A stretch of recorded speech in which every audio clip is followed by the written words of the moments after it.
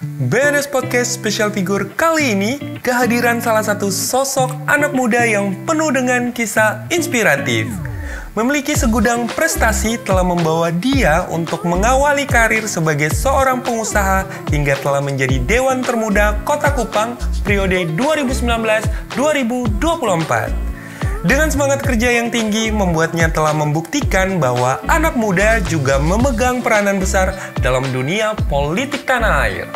Please welcome Richard Oja.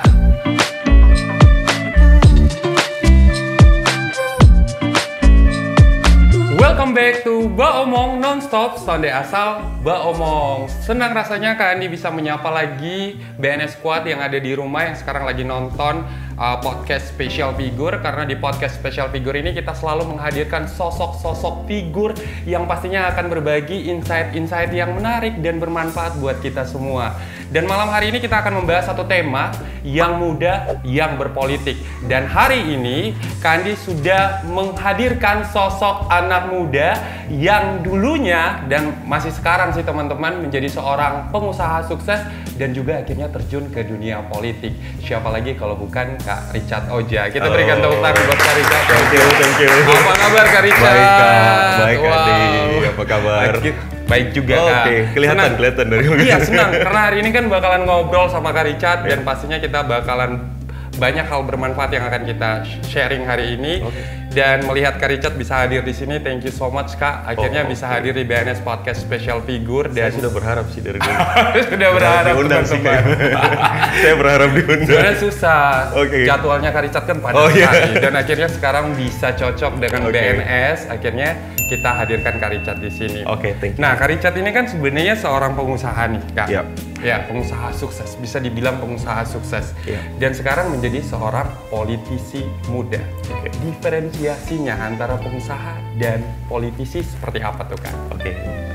Sebenarnya diferensiasinya tipis sih Kak Andi. Tipis ya? Tipis, karena di saat kita memulai satu profesi atau kita mengerjakan sesuatu hal, sebenarnya ada resiko, ada keuntungan, kelebihan dan kekurangan. Jadi relasinya juga sama.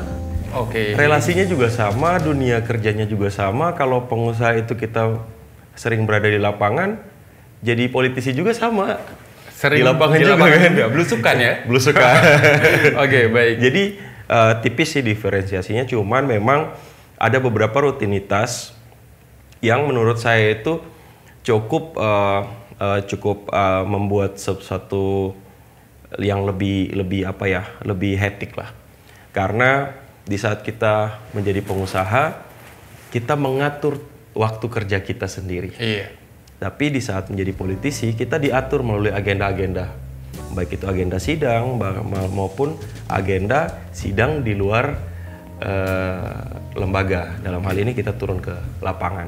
Jadi ya perbedaannya hanya timing dan cara kerja aja. Terus kalau berkaitan tentang social pressure gimana Kak? Tekanan nih? Ya, kalau tekanan ya memang sebenarnya kita menyesuaikan dengan masalah-masalah di dapil.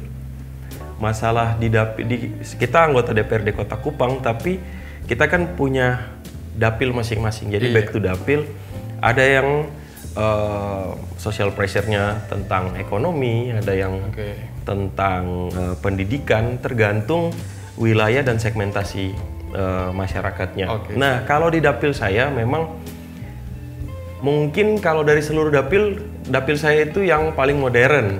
Modern. Ya, Dapil Kota Raja. Kota Raja ya. Karena di tengah kota kan, Kak Andi. Di tengah kota dalam hal ini dia berada di kawasan-kawasan perkantoran. Dan menurut saya intensitas penduduknya juga lumayan baik. Dalam hal ini ekonominya dan kesehatannya. Tapi memang itu masih menjadi beberapa masalah yang harus kita pijak dari satu tahap ke tahap yang berikutnya. Tidak ada yang sempurna lah. Yaitu social pressure yang ada itu karena dunia dapil saya itu dekat pasar. Dekat pasar, terus dekat pertokoan. Ya itulah, saya makanya saya bilang tadi saya bergaul kembali dengan pengusaha-pengusaha juga. Pengusaha juga. Kita mengambil satu kebijakan juga sudah pernah merasakan dampaknya sebelumnya ya. Iya. Itulah. Berarti kalau dapil yang lain berarti tidak diperhatikan kah? Oh bukan juga Kak Andi. Waduh ini bahaya nih. Karena gini Kak Andi. Banyak orang itu yang berpikir gini. Anggota DPRD Kota Kupang harus mengurusi seluruh Kota Kupang. Iya. Itu sebuah pemikiran yang benar. Jadi kita di dalam membuat satu formula anggaran, di dalam membahas sesuatu program dan kegiatan bersama pemerintah tentunya, itu kita berbicara tentang Kota Kupang. Oke. Tetapi konsentrasi pekerjaan masing-masing anggota DPR itu sudah skupnya semakin mengecil. Oke, baik. Maka itu disebutlah daerah pemilihan. Iya. Nah, daerah pemilihan ini bukan hanya kita pergi untuk mendapatkan suara atau kita hanya pergi untuk berkampanye. Iya. Karena daerah pemilihan ini memang secara sistem telah di web mapping untuk menjadi daerah kerja kita. Dilakukan pemetaan ya. Pemetaan supaya masing-masing anggota di dapil itu bisa mengurusi. Intensitasnya lebih tinggi. Benar. Begitu Kak. Jadi tidak salah kalau orang memikirkan, oh dia kan anggota DPRD Kota Kupang harus benar. Tetapi untuk skup yang lebih intensitasnya lebih dalam, kita harus back to dapil dong. Oke, back to dapil. Back to dapil. Iya. Gitu. Nah ini luar biasa. Nah kalau kita berbicara, kakak kan sebagai sosok figur politisi muda, ya. Waktu awal di tahun 2019 ya kak, benar ya? 2019 mencalonkan diri sebagai legislatif, ya. Calon anggota. Dan saya sangat yakin bahwa setiap anak-anak atau siapapun itu yang terjun ke dunia politik pasti punya tujuannya kak, gitu. Nah sekarang saya ingin tanya tujuan kakak waktu awal memutuskan untuk terjun ke dunia politik seperti apa tuh kak? Oke. Kalau tujuan sih, kalau saya gini Kak Andi, saya tidak mau berbicara tentang hal yang general ya. Iya. Kita harus jujur bahwa tujuan masuk ke politik itu yang pertama untuk kita bisa mendapatkan jabatan. Oke. Jabatan itu untuk kita bisa masuk dalam sistem dulu. Oke, kita masuk dalam sistem. Masuk dalam sistem dulu. Kita sebagai anak-anak muda mungkin kita sering berbicara di kampus, sering kita berdiskusi dengan teman-teman organisasi. Tapi harus kita tahu bahwa terkadang perlu untuk masuk ke dalam sistem. Benar. Membuat kebijakan. Yes. Bisa kita berkomunikasi lewat organisasi dengan pemerintah, tetapi ada hal-hal yang menurut saya cukup penting untuk kita bahas setelah kita masuk ke dalam sistem. Oke. Jadi naluri kritis saya itu saya benar-benar gali dan ya harus masuk ke dalam sistem dulu. Untuk kita bisa melihat pergerakan kota ini secara langsung, secara detail dan angka-angkanya bisa kita hitung dengan baik, itu harus ada di dalam sistem. Iya. Baru kita bisa tahu bagaimana pergerakan kota ini dan mau kemana arah kota ini kita bawa. Oke. Maka itu tujuan awal saya. Tujuan awal saya adalah masuk ke dalam sistem. Yang kedua adalah, ya ini agak umum sih sebenarnya, bahasa-bahasa politik yang sering dibicarakan sama orang politik ya. Tapi ini menurut saya make sense juga. Iya. Dalam hal ini kita mau melayani masyarakat dulu. Oke, melayani masyarakat. Yes.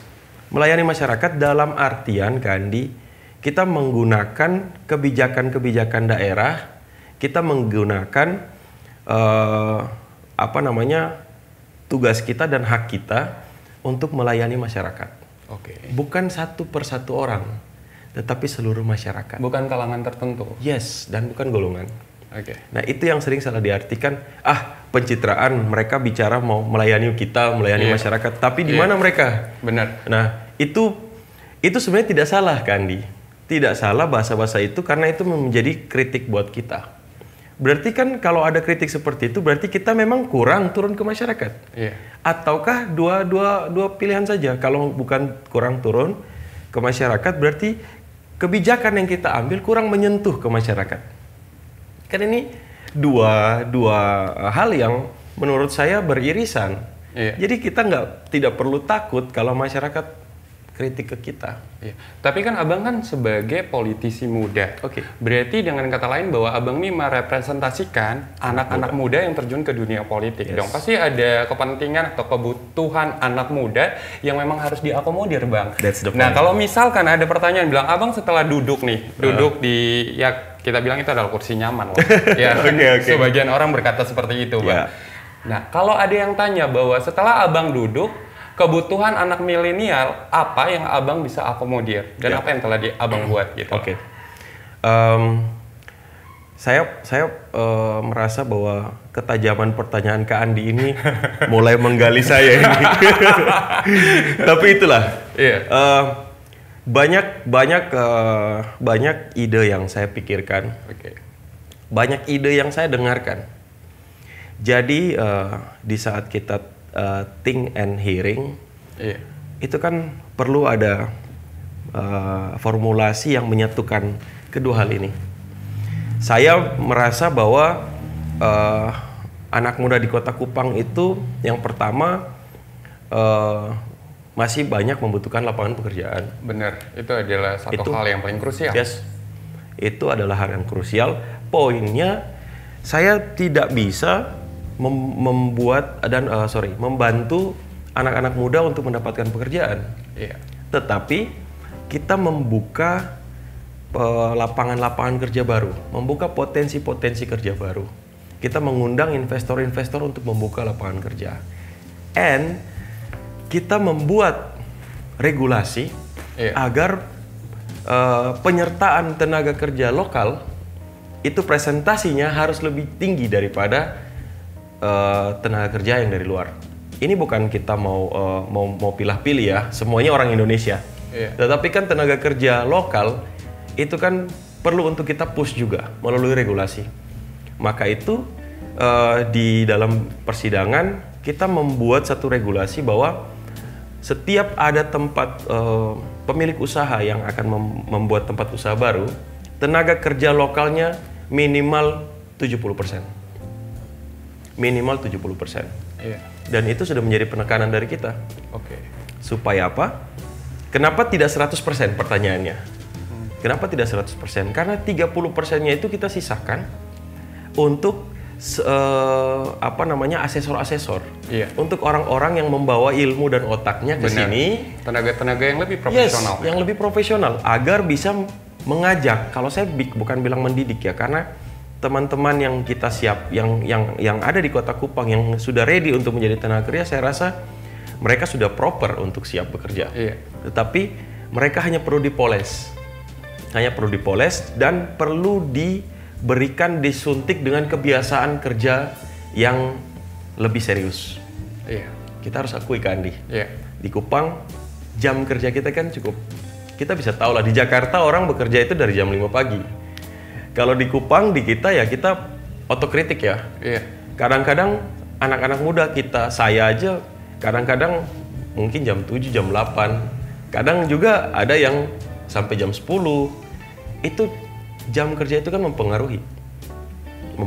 Nah, itu harus ada yang bisa mempush itu. Iya. Nah, 30% itu yang kita butuhkan untuk membangun habit membangun habit dan membuat paradigma baru. Iya. Di Kota Kupang. Itu masalah tenaga kerja, Kak.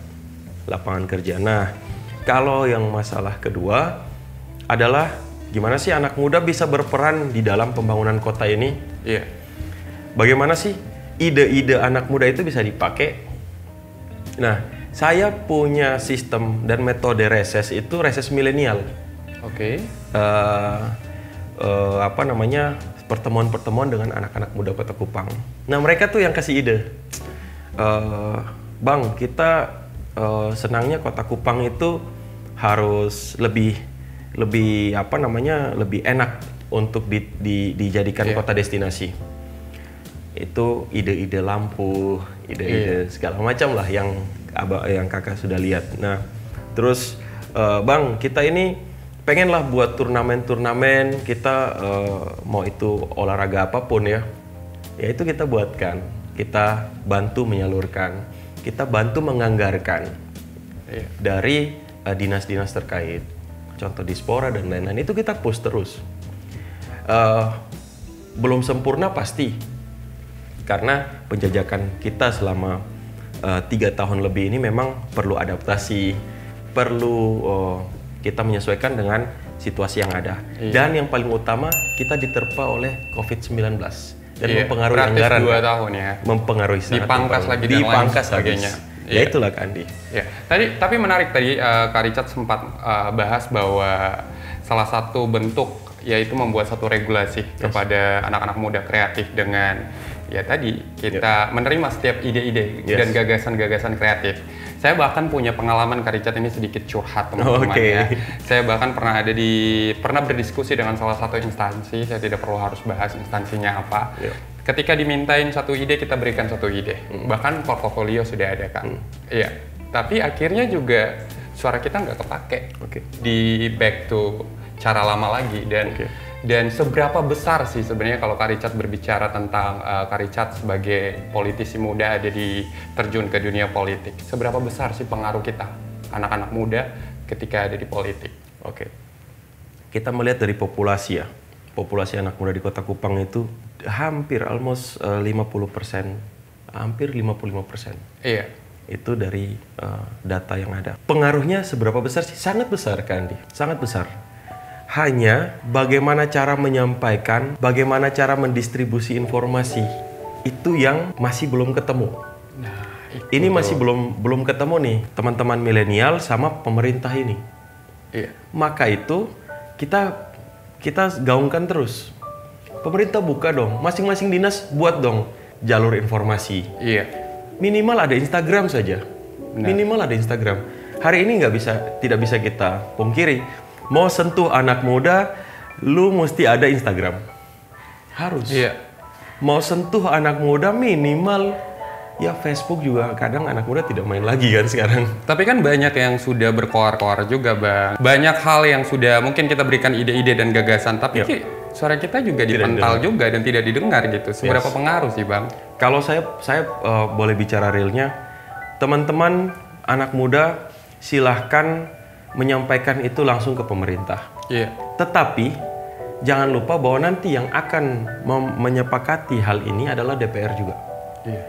Nah, saya di dalam bersama teman-teman itu, kita siap saja.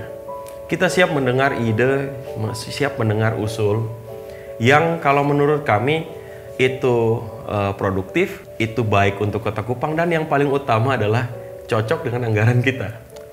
Nah, selalu masalahnya di anggaran, Bang. Saya tidak perlu lip service sama Kak Andi hari ini dan seluruh penonton subscriber Baomong Nonstop. Karena anggaran itu adalah sumbu dari sebuah program. Betul. Bagaimana program bisa jalan kalau tanpa anggaran? Benar sekali. Kita realistis saja lah. Apakah kegiatan-kegiatan yang akan kita lakukan tidak perlu ada support dari anggaran? Kan perlu. Pasti perlu, Bang. Nah, yang menjadi masalah sebelum sampai anggaran nih, Kak. Yang menjadi masalah adalah sistem perencanaan dulu. Benar. Perencanaan ini logis, baru dia masuk ke penganggaran. Jadi jangan sampai kita memikirkan bahwa satu hal itu menjadi hal yang rumit masuk dalam pemerintah, tetapi perencanaannya kita tidak pantau. Menurut saya, apa yang tadi Kak Andi sampaikan tentang, Kak Andi sudah sampaikan, prototipenya sudah Kak Andi sampaikan. Kalau menurut saya itu sangat-sangat lengkap. Makanya itu Kak Andi sudah membantu sangat dalam untuk perencanaan. Nah, kendalanya mungkin di anggaran ya, Kak? Atau tidak, ya kita tidak tahu ya. Saya tidak tahu. Anggaran atau mungkin dipangkas anggarannya. Bisa jadi. Kalau dipangkas anggaran, dipangkas dengan cara lain mungkin, Bang ya. Kalau dipangkas sih oke-oke saja ya, karena kekurangan ya. Tapi kalau digantikan gimana? Kalau digantikan pemainnya, benar. Gini lah, kita omong fair saja lah. Anak muda Kota Kupang harus berani bicara fair, harus berani bicara apa adanya. Jangan kita bicara hanya untuk memframing bahasa kita ya. Kita coba buka-bukaan di sini. Nah, ini seru nih. Bisa jadi orang yang membuat satu ide, orang yang membuat satu formulasi program, itu ada kemungkinan kalau tidak dikawal, maka orang lain yang akan mengeksekusi. Iya. Kan isi kepala Kak Andi ini nggak beda sama isi kepala saya. Benar. Tapi kalau ide Kak Andi saya rasa baik, dan saya punya jalur yang lebih bagus dari Kak Andi, ya saya ambil lah. Iya. Ya kembali lagi ke link. Iya. Siapa yang paling dekat? Yes. Dan klausul the power of orang dalam tidak akan mungkin keluar kalau tidak ada kenyataan yang terjadi, kan begitu. Makanya. Ya, saya sih. Dan itu abang rasakan di dunia politik? Realistis. Oke, rasakan realistis. dong. Baik. Pasti ada dong. Iya. Ya namanya kita ini kan orang dalam ini. Bener. Kita orang dalam. Nah, orang dalam itu sebenarnya tidak masalah. Itu biasa terjadi.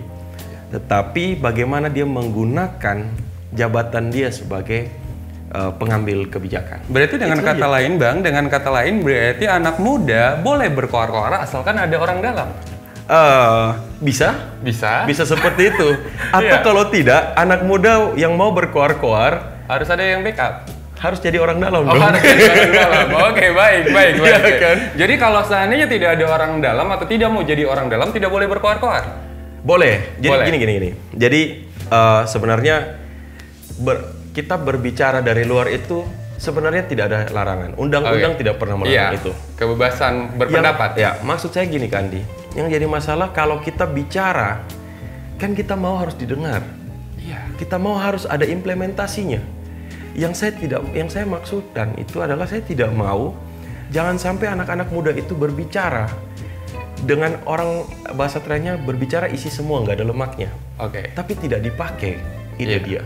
Itu kasihan sekali. Nah itu yang tadi saya tanyakan, Bang, sebenarnya. itu kasihan sekali. Karena dia tidak punya orang yang backup atau mungkin dia bukan orang dalam. Bisa jadi. Iya. Bisa jadi. Iya. Saya harus bicara itu. Harus terbuka masalah itu. Bisa ini acaranya bisa kita geser ke mirror ini. Jadi lebih seram ini acaranya. Ini akhirnya disomasi ya teman-teman. Oke. Nggak apa-apa, kita gali lebih dalam. Nanti saya bilang PIC-nya ya. Ini kan satu bentuk ya, satu bentuk wadah yang akhirnya bisa mendorong teman-teman untuk lebih kritis sebenarnya. Benar. Iya. Benar. Gitu. Jadi tidak apa-apa teman-teman boleh mencari link di dalam, boleh juga tanpa link. Iya. Tapi kalau tanpa link jangan kecewa kalau nanti hasilnya hambar. Tidak sesuai dengan ekspektasi. Sudah pasti. Sekarang gini aja lah, Kak. Kalau Kakak sampaikan aspirasi Kakak ke kepala daerah atau kepala negara, itu kan beda dengan kenalan atau saudara atau rekan kerja yang menyampaikan. Penyampaian Kakak itu akan melewati beberapa gerbang dan pintu. Tetapi kalau orang yang dekat, penyampaiannya langsung. Langsung dari face to face. Jadi apa yang mau kita pungkiri saat ini? Makanya kadang-kadang sebagian anak milenial merasa bahwa suara mereka tidak punya dampak. Yes, bisa saja. Iya, tapi berdampak ketika adanya kontestasi politik pemilu. Oke. Sudah mulai dekat, maka akan berdampak karena suara akan dicari. Oke. Gitu. Benar. Nah, bagaimana kalau seandainya ketika tidak lagi pemilu, kita berasa kayak jauh sekali. Oke. Itu abang gimana menanggapi? Kok mulai panas ya di sini? AC-nya nyala. Itu abang menanggapinya seperti apa? Itu yang dirasakan anak-anak milenial. Saya cuma menyampaikan saja apa yang mereka rasakan. Tidak apa-apa.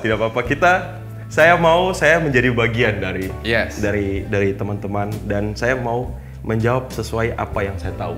Baik. Tanpa ada unsur politisasi dan lain-lain. Gini, Kak. Kita boleh melihat ya, di setiap kali ada event pemilu, itu banyak muncul orang baik. Iya. Ya kan? Pura-pura baik lebih tepat. Ya mudah-mudahan baik betul ya. Muncul orang-orang baik. Saya tidak bilang itu framing ya, tidak. Tapi itulah pola pendekatan kita di Indonesia. Iya. Ya kan? Kita lebih banyak orang yang muncul di media sosial. Kenapa? Itu untuk memperkenalkan diri dia. Personal brandingnya dia pakai melalui media. Lebih sering muncul lah di acara-acara, gitu kan. Nah, sebenarnya tidak ada yang salah dengan itu. Itu merupakan satu hal yang biasa di saat orang itu mau dikenal, oleh publik, dan di saat orang itu mau meraih hati calon pemilihnya. Iya. Dan that's what I do. Iya. Itu juga yang saya lakukan. Nah, tapi yang jadi soal itu cara men-treat masyarakat. Nah, kadang ada yang orang ada istilah politisi itu menjadi malaikat di saat menjelang pemilu. Iya. Itu banyak sekali didengar teman-teman. Yes. Ya. Nah, kalau saya berpikirnya gini, Kak. Saya tidak mau dicap berubah di saat saya masuk ke politik. Iya. Dan abang merasa bahwa abang tidak berubah? Ya, menurut saya ya, Iya. menurut saya, ya saya masih seperti yang dulu lah. Iya. Maksud saya gini, apa sih yang berubah dari kita di saat kita mendapatkan jabatan? Bisa berubah gaya hidup, ya kan? Karena di dalam politik kita mendapatkan taraf hidup yang lebih baik. Di dalam politik kita mendapatkan jabatan yang di mana-mana kita selalu menjadi orang yang diutamakan. Iya, spotlight lah. Spotlight. Iya. Ya, secara psikologis kita dipanggil Bapak Dewan yang terhormat. Loh, itu mempengaruhi loh, Kak. Benar. Sangat mempengaruhi. Saya diskusi sama teman saya di ahli bahasa di Jakarta. Iya. Dia bicarakan tentang itu.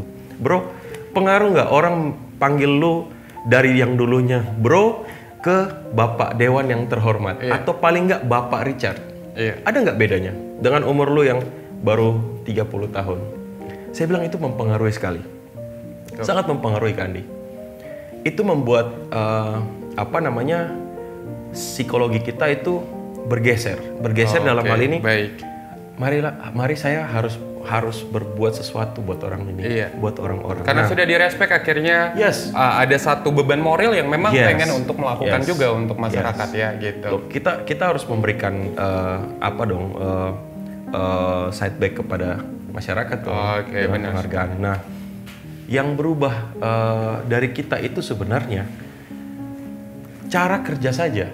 Iya. Cara kerja. Jadi kalau saya lebih nyaman saya menggunakan bahasa-bahasa dan menggunakan pendekatan yang sederhana karena itu lebih dekat dengan masyarakat. Jadi kalau masalah harus dekat pemilu harus berubah, saya tidak mau pakai cara itu. Ya sudah, apa yang teman-teman lihat hari ini, apa yang teman-teman lihat dulu, kalau saya berubah tolong ditegur, tapi menurut saya hari ini saya tidak berubah. Oke. Menurut saya. Baik. Ya. Tetap bisa jadi musisi juga ya. Oh, masih boleh diadu lah. Oke, boleh. Masih bisa Oke, diadu. baik. Dan yang paling utama, saya kembali sedikit biar kita dapat ininya.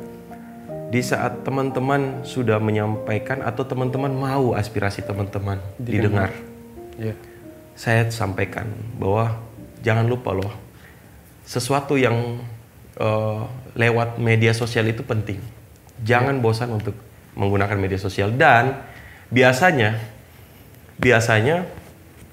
ada fenomena yang terjadi bahwa harus viral baru didengar. Iya. Loh, anak muda pakai cara itu. Iya. Ada yang tidak beres, ada masalah di lingkungan kalian. Benar. Pak, kita butuh lampu jalan. Pak, kita butuh jalan kita lubang-lubang nih, Pak. Pak, kok ini bantuan orang yang mampu dapat, yang nggak mampu tidak dapat. Iya. Pak, kok di puskesmas saya pergi masih ada pungutan liar. Iya. Pak, di sekolah katanya gratis, Pak. Tapi kok ada pungutan? Gimana ini, Pak? Iya. Itu kalau diviralkan, Kekuatan media sosial ya. Media powernya akan kencang. Iya, dengan catatan dia punya banyak followers. Yes.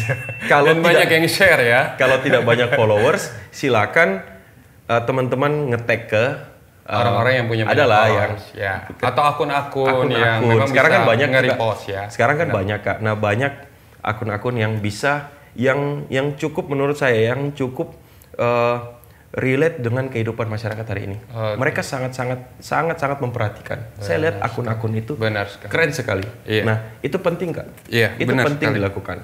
Makanya tim BNS juga ada satu kegiatan yang namanya literasi digital, BNS Goes to School, BNS Goes to Campus. Memang ini penting sekali teman-teman. Kalau seandainya teman-teman ingin membuat satu kekuatan media, maka teman-teman harus melek juga, iya kan, teknologi. Kita bakalan bahas dengan Kak Richard, pasti tadi menarik, ada bahas tentang branding juga. Kita akan tanya-tanya tentang kiat-kiatnya setelah yang satu ini. Oke.